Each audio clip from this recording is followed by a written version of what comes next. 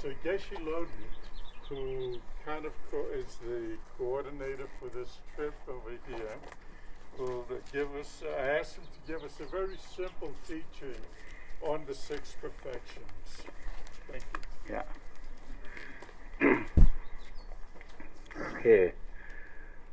How many of you are familiar with the 6 perfection? How many? Okay. Just one? Okay. Yeah. Okay. The 6th perfection, it's so the perfection, all those 6 perfection, it is the sum of the quality of the enlightened beings. Okay.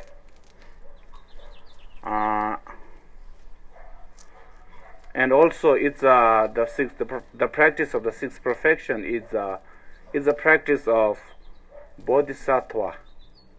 You know about the bodhisattva? Most of you, okay, yeah, good. So these are the practice of bodhisattvas. And so, okay, first let us just count what those 6 perfection are. It's the perfection of generosity or the perfection of the giving. That's the number 1. And the second is the perfection of moral ethics, morality, second. And the third is the perfection of patience, or tolerance, patience. And the fourth one is the perfection of what? Effort. Putting our effort in, doing the wholesome action. That's the fourth. And the perfection of concentration and the perfection of wisdom. So these are the 6 perfection. So only those are, the quality of the enlightened beings, and which is practiced by bodhisattvas in order to help the sentient being and also to accumulate the merit to attain the enlightenment in order to serve the sentient being for themselves. But those the practice can be those the 6 not the perfection, I can say. Okay, those 6 can be practiced and applied in our day-to-day life to have to lead our life in the more meaningful way, or say, let us say, the more better life. The bodhisattvas are, so you already know about this bodhisattva. They are such a, great, tremendous, compassionate, altruistic heart they have. And which, so many of us, though admire their deeds, yeah, but when it comes to our own, practice, then everyone wants, oh, it is not for me, that's so hard, right?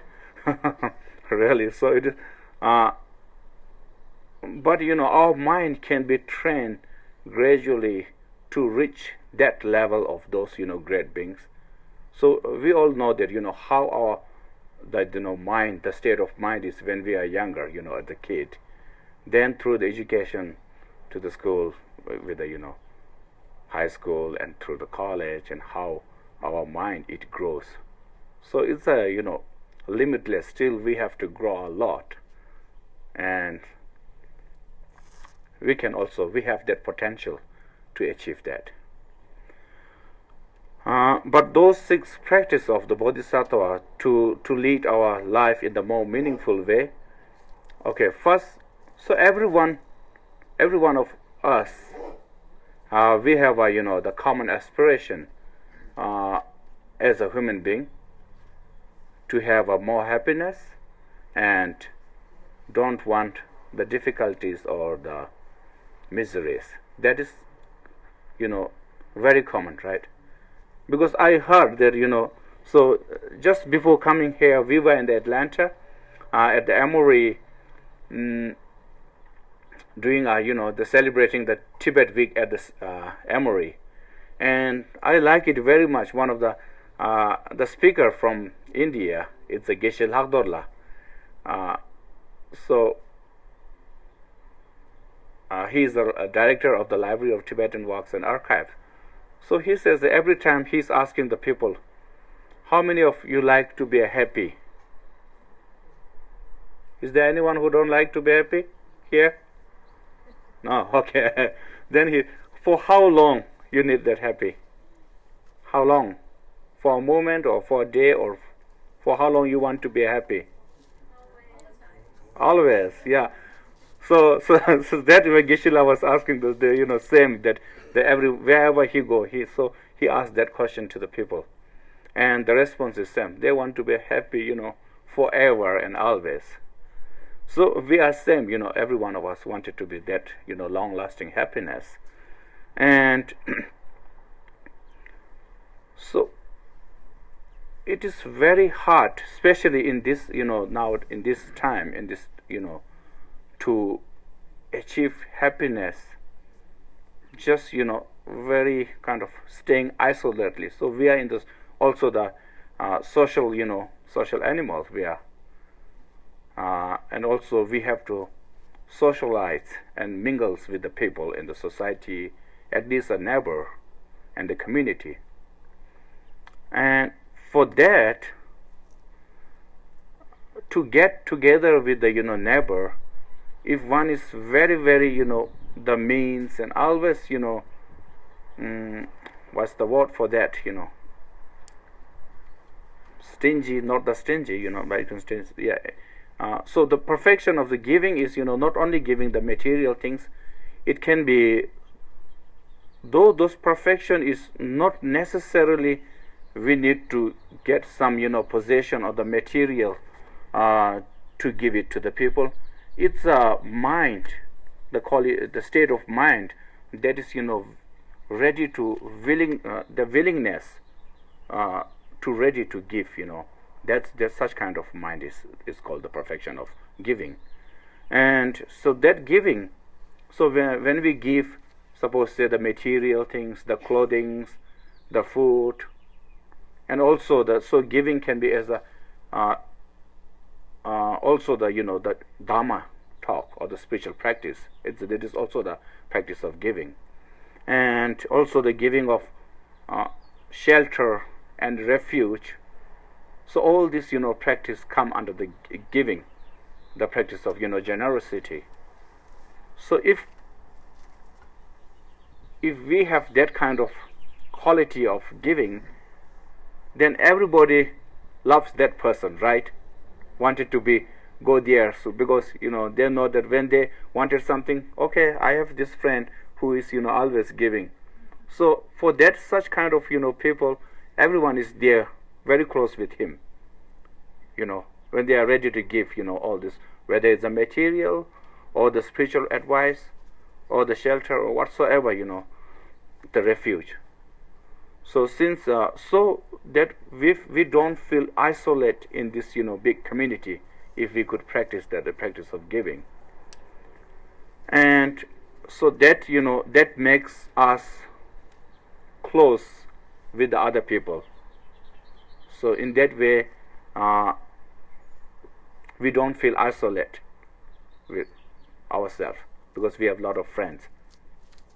And to sustain that kind of closeness with the people, then okay, if the people who is giving always, but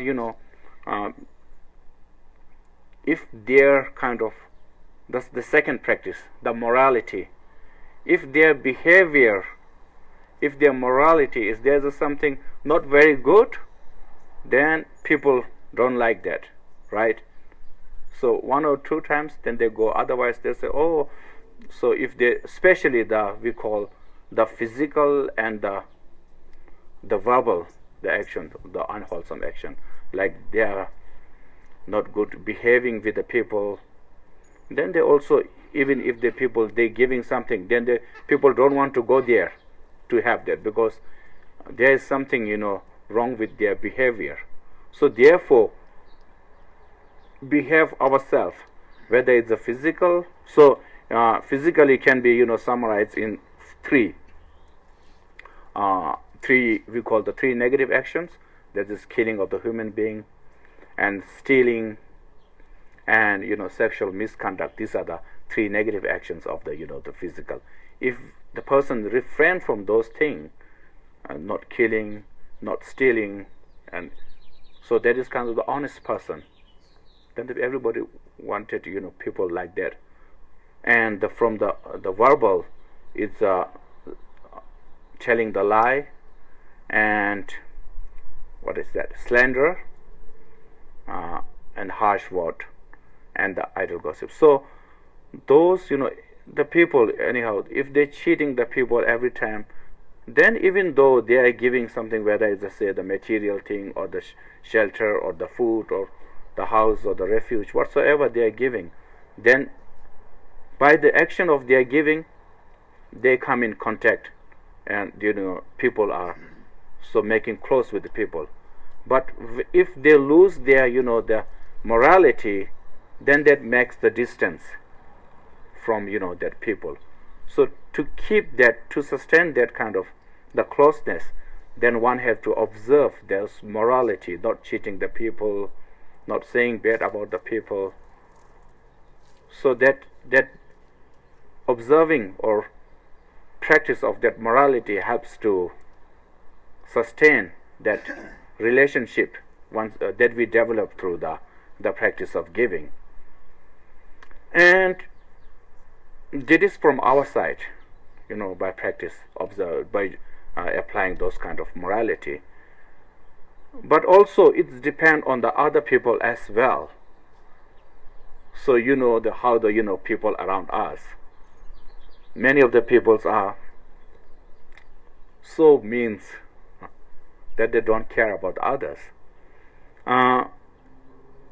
So I was doing this tour, for now this is the 4th year. So sometimes I meet with such a people that they are so generous, to their friends, and they say that sometimes people taking that chance of their kind of what you call the behavior, not their generosity, and so they feel something like cheated or that. So, and the third one is the practice of passions. But there are a lot of the people around us who are not even that taking the chance from that act of generosity that the one person is practicing. And also they are under the influence of anger or that obsessive desire, then that disturbed the person who is giving, always giving to whatsoever. So it's also depend on to sustain that closeness. So that only not from the oneself practicing those kind of moral ethics, but also it depends on the how other people react with us. So during those kind of situation, then instead of retaliating, then if we practice the patience and the tolerance, then the closeness will continue, because we are whatsoever other people it's doing the irritating things or the provocative situations. If we could practice that patience, then that's going to keep going, that kind of the relationship with other people. So it's also not only us, it is also when we deal with other peoples, we need to it is good to practice the patience. And the patience, though whether it's the generosity or the moral ethics and patience, each has different categories. Different. It can be many. There are. Suppose if we go with the patience, so that is one thing is about the when the people say something bad, then we have that kind of potential to respond in the more patience way, not retaliating, and also to the other people as well. because of knowing the law of causality, or that what is the true nature of the phenomena is that if we do bad things, as a result, then its upcoming is the negative. If we do good things, definitely the upcoming, consequence is the outcome is something positive and good. So based on that, the true nature of the phenomena, then we could, thinking about that, then we could practicing those kind of, to transform unhealthy, those kind of emotion into the healthy emotions, with the understanding of the true nature of the phenomena. So that's how we can practice the practice of patience, to continue that relationship with the people. And the fourth one is the practice of the effort. So here the practice of effort means the effort to do the all those kind of the good things. That is known as effort.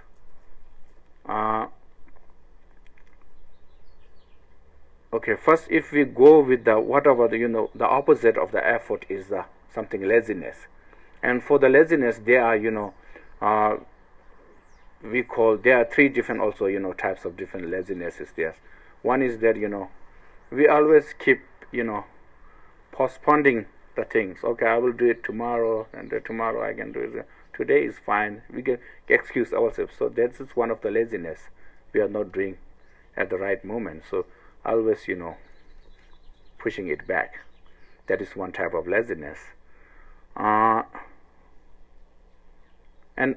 the other laziness is that, so not doing the wholesome action, and we ourselves keep busy in doing all those kind of things, that brings us the suffering out of ignorance. Though we are doing it to have some happiness, but out of ignorance whatsoever we are doing. So everybody of us trying to have some happiness, therefore we are doing everything, but end up with some confusion because of we are not doing the right course to bring the happiness. So that is also considered as a laziness.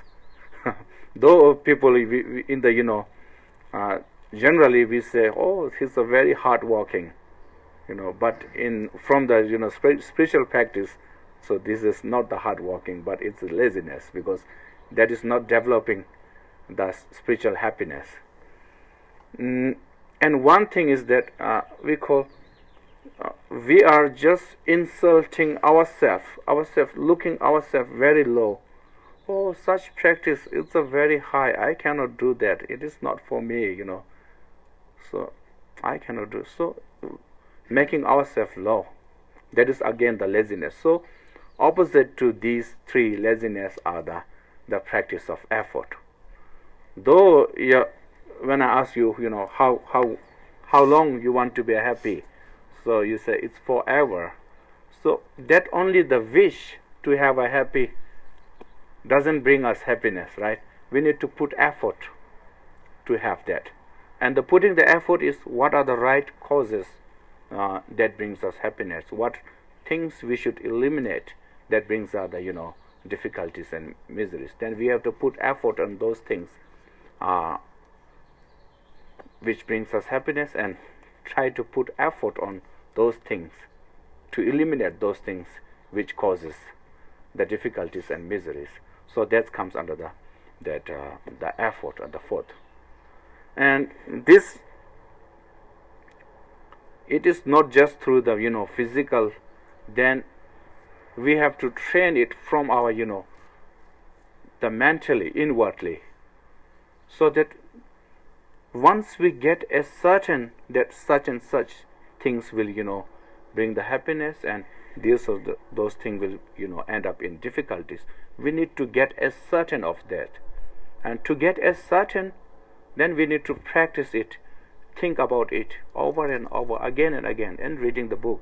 And especially our mind that directing us all this, whether it's a physical action or the verbal, the mind is directing it. It is like the captain that orders, for their, all the, the troops. So we need to discipline our mind. Otherwise, mind is such a, in the text it is explained in the many, sometimes it's a wild elephant, sometimes as a, the monkey. So we know that. So we need to discipline our mind, and to discipline our mind to make, then there is the concentration is coming, or the mindfulness, this fifth one, the perfection of the concentration. And that can be, we can do through the meditations and reading the books. And so meditation, there are also the many different types of meditation, but commonly here I noticed that meditation, the people more taking about the concentration or the shamatha meditation. And there is again one type of meditation. It is also good to keep our mind in the present moment, what we are focusing on that, so that if our mind is directing us to do some negative action, at that time just refrain from that and try to remind ourselves that this will bring the suffering to oneself and others. So be concentrative. So that's the fifth practice that we can do. And the last is the practice of the perfection of the wisdom. And the practice of wisdom is, it's always needed, so that we can know accurately what we have to do to bring the happiness, and what are the consequences of all those kind of negative things. Then we need to develop that wisdom or understanding to then eliminate the ignorance that what we are thinking about, that brings us happiness. But many of us, we know that in our day-to-day life that all our effort, though as I told you earlier, that we are doing to have that long-lasting happiness, more happy, but end up in the confusion. Because of that, we are ignorant about the causes, real causes that brings the happiness, and real causes that result in the difficulties. So we need that develop the wisdom that understand what are the real causes, what are the those causes which, and the reality of the phenomena. On the other hand, we can say we need to develop this wisdom. So if we could apply those the six perfection, like the giving and the the morality and the effort and all those, that's how then we can lead our life in a more meaningful and more happier, and with the more friends, of course. Even the friends are taking the chance, or they are very provocative. Still, with the practice of the passions, our life will be more happier, much. And of course, by observing the moral ethic from our own, we could make others happy. Is it good? Okay, so I'll stop here, and if you have any question or comment, just 2 or 3, very short, make it Harmon. Okay. I'd like to thank Geshe Laden for a profound teaching. There's one saying within the Tibetan teachings that to receive a teaching such as this, as brief as it may have been, is akin to a sea turtle popping its head up in the middle of an ocean and coming up in the middle of a golden ring.